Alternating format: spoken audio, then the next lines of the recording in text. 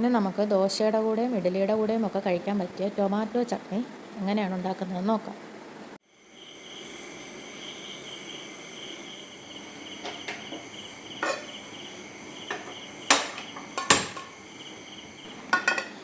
നമുക്ക് വെളിച്ചെണ്ണ ഒഴിച്ചു കൊടുക്കാം.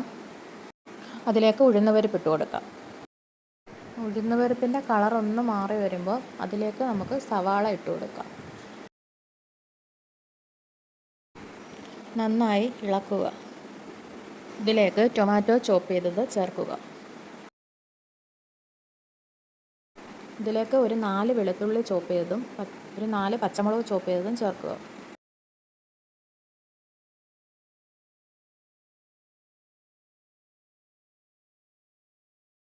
ഇതിലേക്ക് നമുക്ക് ആവശ്യത്തിനുള്ള ഉപ്പ് ഇട്ടിട്ട് നന്നായി ഇളക്കി വഴറ്റിയെടുക്കാം.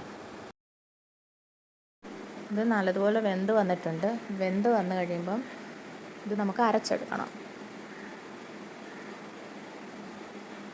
ഒരുപാട് അരയണ്ട, ഒരു മീഡിയം രീതിയിൽ അരച്ചെടുത്താൽ മതി.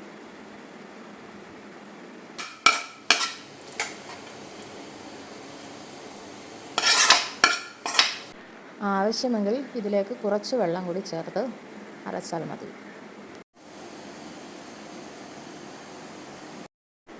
അതിനുശേഷം ഇത് കടുക് താളിച്ച് നമുക്കെടുക്കാം.